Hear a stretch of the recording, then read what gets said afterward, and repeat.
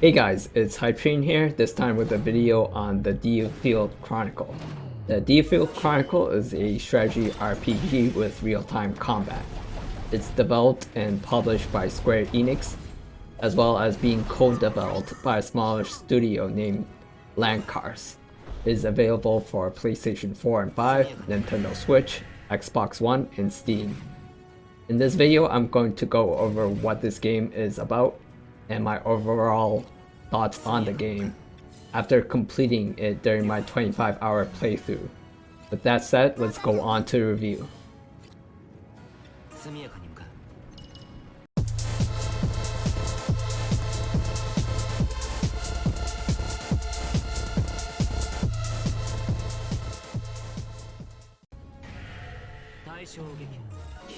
Let's talk about the graphics and presentation in this game.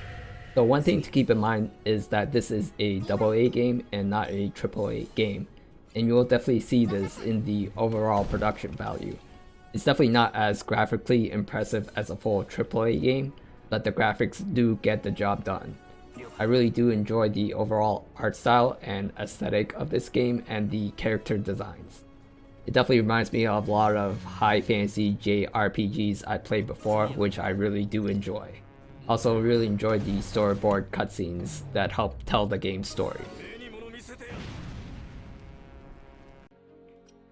There is a weird graphical bug where the characters' hair are not rendered correctly and have this weird effect. It's definitely noticeable during the cutscenes. I've tried all sorts of options for the anti-aliasing and still have the same issue. I've also watched other people play this game on stream and noticed the same issue happening to them. Another issue is the lip syncing is not the greatest, and it gets really bad if you're using English voiceovers. It's definitely not as noticeable and jarring if you use Japanese voiceovers, which is what I did during my playthrough.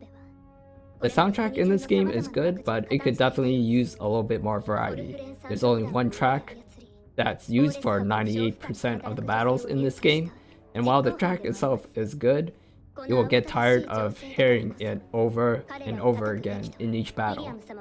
So overall, the graphics and presentation get the job done, and I've really enjoyed those aspects as a JRPG fan. However, the other issues such as the hair bug and the lip syncing diminish the experience.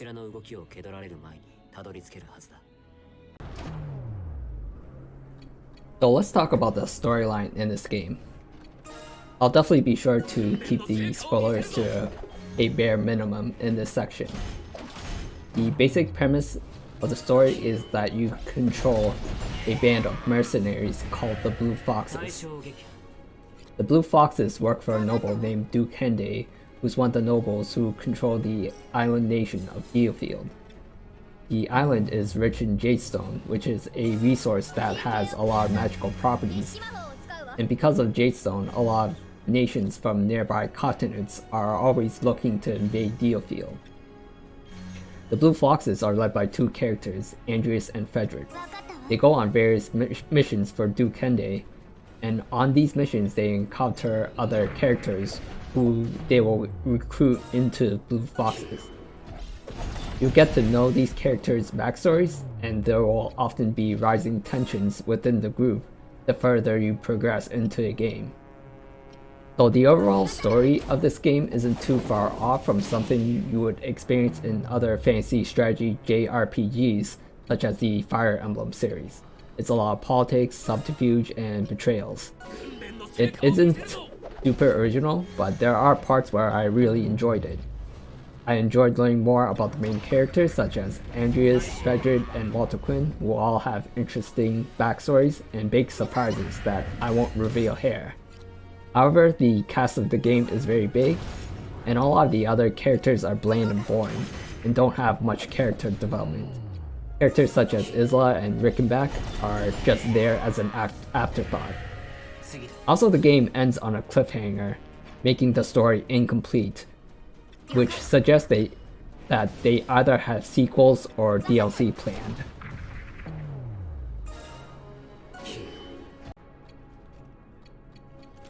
The best way I would describe the Diofield Chronicle is that it is a strategy RPG with real-time combat with the ability to pause. You control a party of 4 characters, and each of those characters can have a sub-character attached to them. The sub-character can be used to allow more abilities to be used on the battlefield. Each character has a class attached to them which determines their abilities and their strengths and weaknesses. The 4 classes in this game are Soldier, Cavalier, Magicker, and Sharpshooter. And each of those classes are further divided into 2 to 3 subclasses. For example, Soldiers are good with being up close and personal with enemy units, and can be divided into the Dagger, Sword and Shield, and Axe subclasses. In this example of a party I'm using, I have 2 Sword and Shield characters, Isla and Catherine. They form the front line for my team. I've attached Estalt as a sub-character to Isla. Estalt is a Magicker character who has a lot of offensive magic spells, so by attaching him to Isla, it's like giving Isla more magic spells she can use. So the combat in this game is real time. You can pause the game to use your character's abilities. Using your character's abilities, use a resource called EP, which you can gain by collecting pink orbs on the battlefield, which are often dropped when an enemy dies. You also have summons in this game which use a resource called Magalumic Orbs. And there is one summon that can heal your party and give your party more EP. There are also other summons like Bahamut, who are basically an area effect damage spell. So each battle has different objectives, but most battles you just go through the map and kill every single enemy to complete the mission. There's a lot of ways you can upgrade your characters in this game.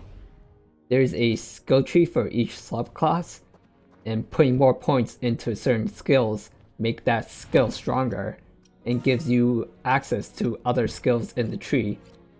There's also a way to upgrade your summons and give them stronger effects such as more damage and more area effect range. There's also a tree for unlocking weapons you can buy in the shop, and the weapons determine what skills a character can use as well as provide more stats and passive buffs. Furthermore, each character also gets AP points which can be used to activate passive buffs unique to that character. Some passive buffs include increasing damage or giving a character more defense. As you can see, the progression systems in this game are in-depth, and it's really good to see your characters get stronger as you progress through the game.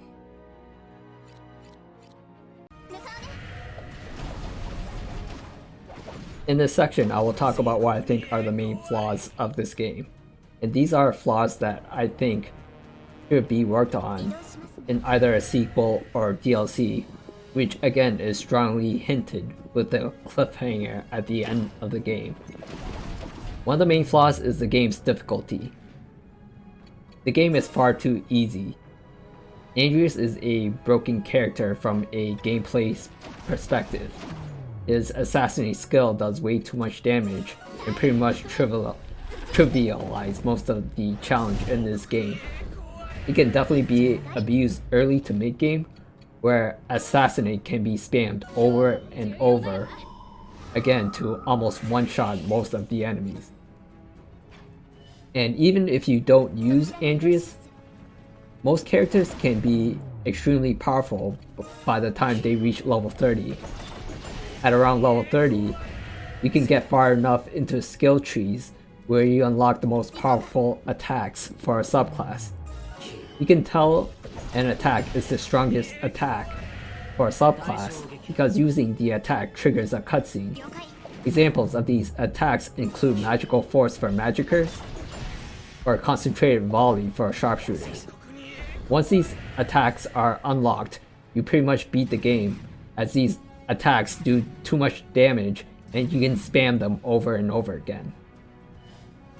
There are 3 difficulty settings. easy, normal, and hard.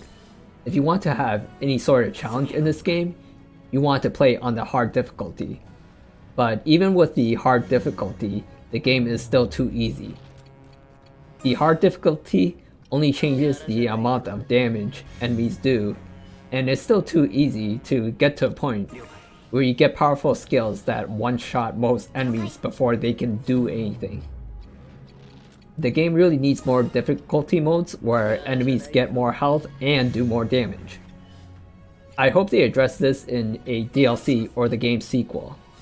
There is a New Game Plus mode, but I don't think the New Game Plus mode is going to be any fun because you're going to be at a point where you steamroll most of the content in the game because you're over leveled. Another improvement I think they should address in a sequel is the ability to have more characters on the battlefield.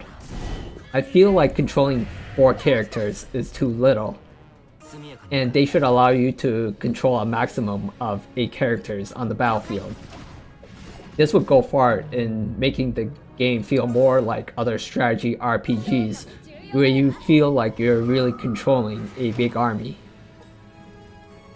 And the last improvement I think they could use is more variety in the game in general. I feel like there's not enough combat abilities, and there's not enough enemy types, and there's not enough tracks for the soundtrack. It leads to the game feeling repetitive when it gets mid to late game.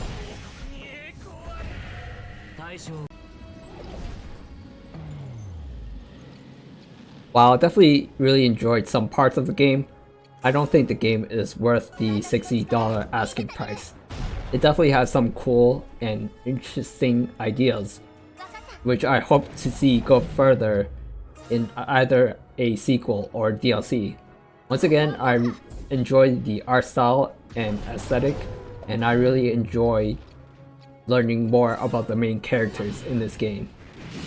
I do like the idea that this is a RTS/JRPG hybrid, which makes the game feel more unique when compared to other games in the genre. It felt interesting early game, but loses steam mid to late game, where the game's difficulty becomes trivial and repetitive. Also, the game's length is relatively short, only 25 hours, and there's barely any replay value because once again the game's difficulty is far too easy. I would definitely wait for a sale to grab this game unless you're someone who's really into JRPGs or strategy RPGs. There's other games out there with better AAA production value. There's also other games in the strategy RPG genre with better story, gameplay, and content. There's Triangle Strategy and Tactics Ogre Remastered. Both games set to come out really soon. I feel both of these games are more worth the $60 than Diofield, so if your budget is tight and you're into strategy RPGs, you should save your money for those games instead. So those are my thoughts on the Diofield Chronicle. Overall, it is a game with a solid start and interesting ideas that lose steam the further you get into the game. I do see the game having big potential if a sequel gets released and they further refine the game and continue the storyline. I give this game a 6 out of 10. It is a solid game, but not a game that's worth rushing to pay $60 for. Also keep in mind that this game does have a demo you can download to see what the game is like.